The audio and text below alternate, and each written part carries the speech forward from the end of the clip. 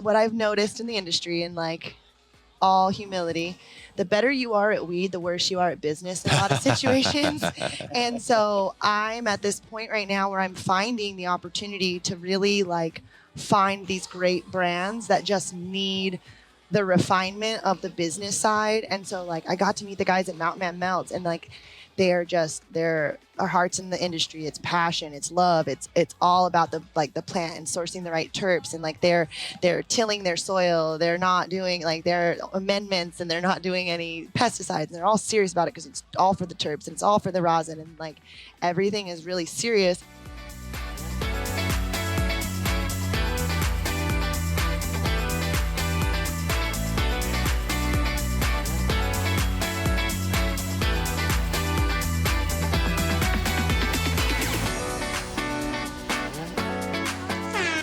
Hello, everybody. We are here at Hall of Flowers at the Edwin Rubis Stage, and it's a beautiful afternoon.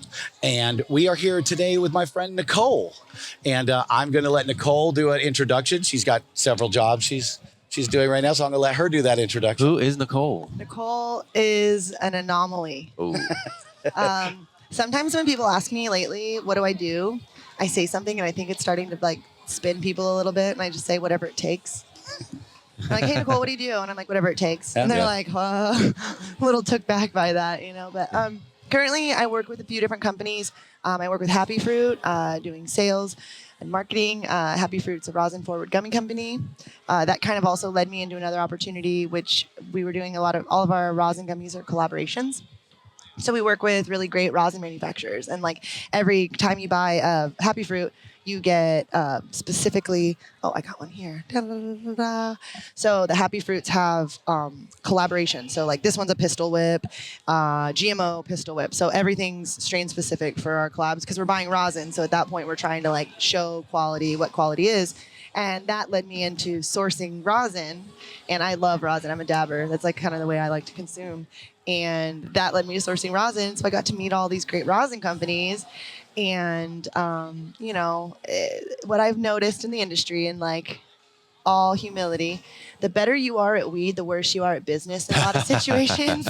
And so I'm at this point right now where I'm finding the opportunity to really like find these great brands that just need the refinement of the business side. And so like I got to meet the guys at Mountain Man Melts, and like they're our hearts in the industry. It's passion, it's love, it's all about the plant and sourcing the right terps, and like they're tilling their soil, they're not doing like their amendments, and they're not doing any pesticides, and they're all serious about it because it's all for the terps and it's all for the rosin, and like everything is really serious.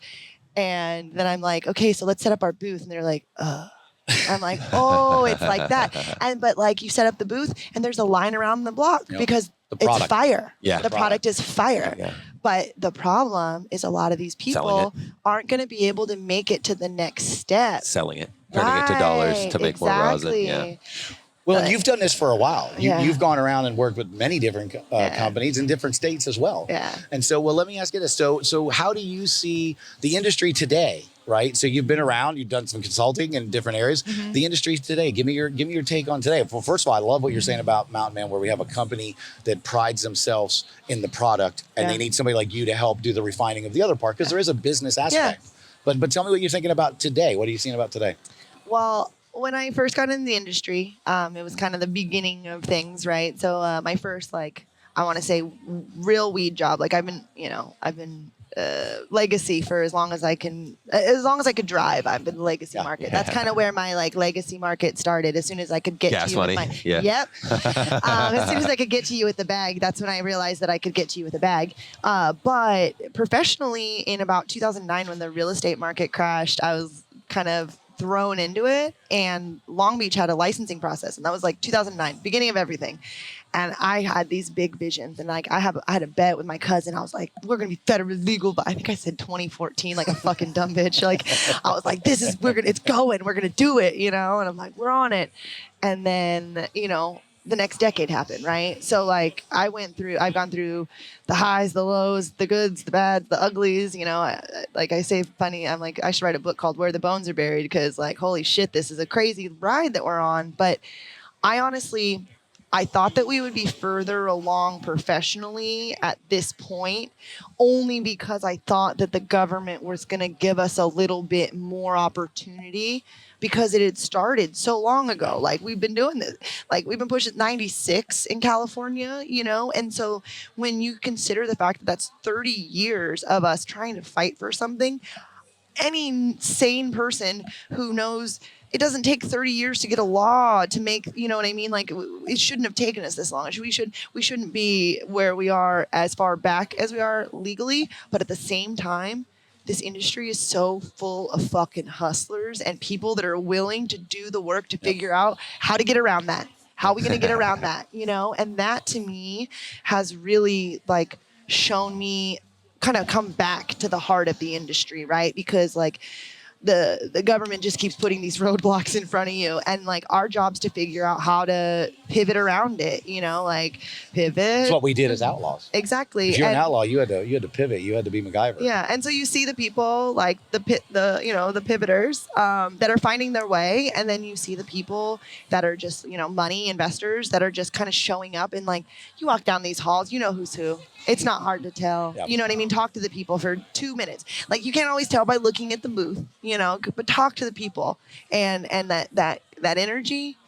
It starts at the top and it goes all the way down. And if the top of your company doesn't like weed and understand weed, no one in your company is going to be authentic. Yeah. No one in your company is going to have that love. So what I think we are is at a divide. We're watching the seas part right now, like completely, and people are having to almost pick a side. Well, the way I like to put it is 5 years ago, all the culture legacy guys were like, I don't need business, and all the business guys were like, I don't need culture legacy. Guess what? We all figured out. You need both in the modern market with these segmented, fragmented state things where everything's different and different money. You know, money in California can't be used in Oklahoma or New York. You got different money. So people are now realizing, oh, it does need to be a balance. Is it 50-50? Is it 75-25? That depends on what you're trying to do. But 60-40. It needs to be something. 60, it needs to be 60% culture. 40% business. I agree with that. I like that one. Because like, you follow any of these master mentors or anything like that, they'll tell you, like, if you love something, you believe in it, just fucking do it. And like, you'll make it. And they're not wrong, right? Yeah. That mindset that like, you got to keep doing it.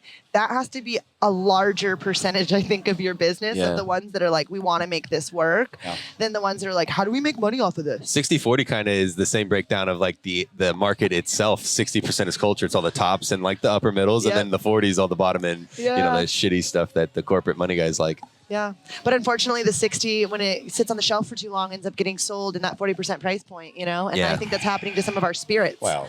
We're spiritually being discounted.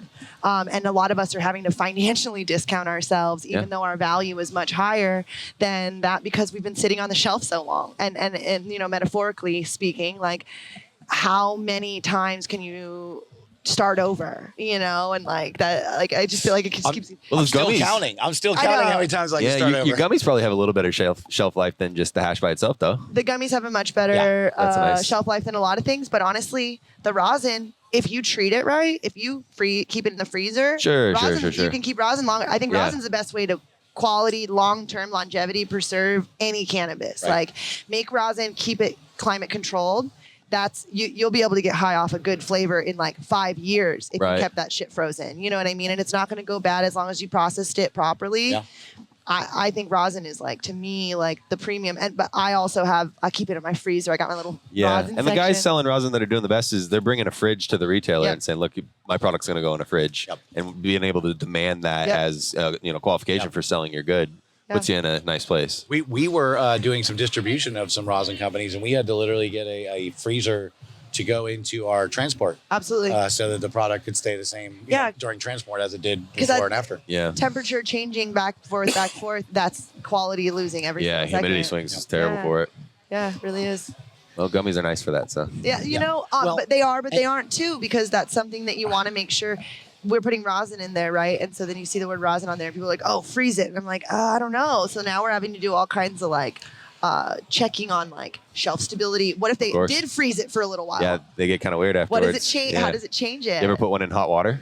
I mean, they melt. They dissolve really well. It makes the cannabis water soluble because of all the other stuff in there. So they dissolve into water great. Most gummies. I tell people to use our gummies during like wintertime as a sweetener to a tea, the sleepy gummy. Yeah, same thing. There you go. Yeah, I'm like, just throw a couple of those in your tea and it melt it down. Well, I mean, and coming as a guy who was traditionally a flower guy and a cultivator, what we recognized was that manufactured products, have a better shelf life, things like that, but they also transfer to other states better.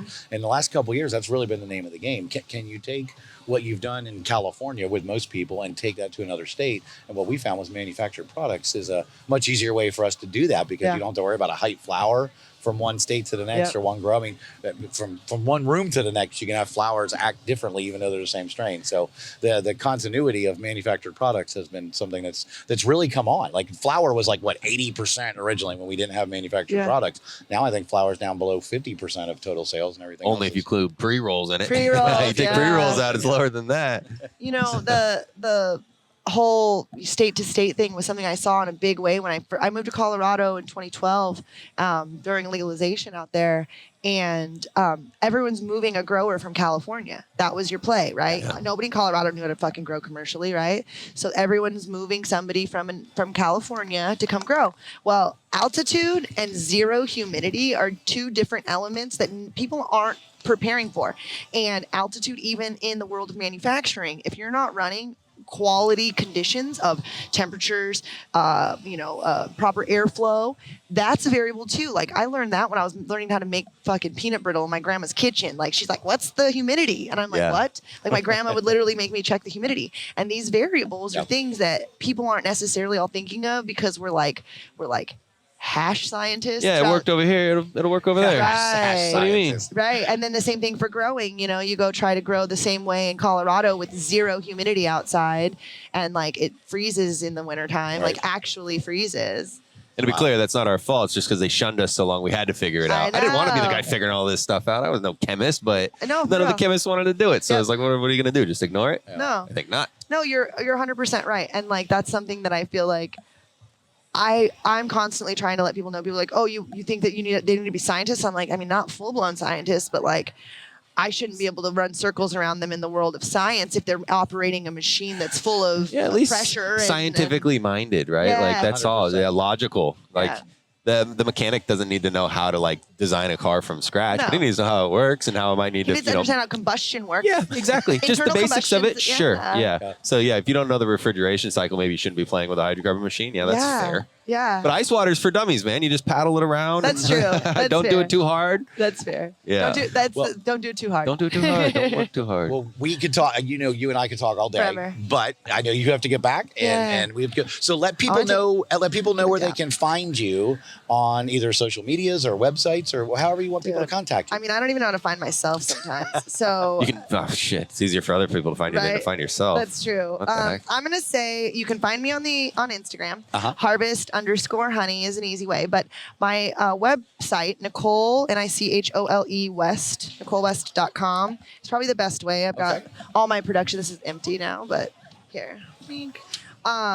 NicholeWest.com. You'll have access to all my stuff that I do. And then if there's a link for this, I'll plug that on my website too, because I love to put all my media on there. Well, I love that. We would love to have it on there. And then obviously Happy Fruit, Mountain Melts. And I'm just about to pick up another company working with called Rockstar. Okay. And they make infused blunts. I just had a party. I judged them at the Emerald Cup. Yes, I took first place at the Emerald Cup. Very excited. Yep.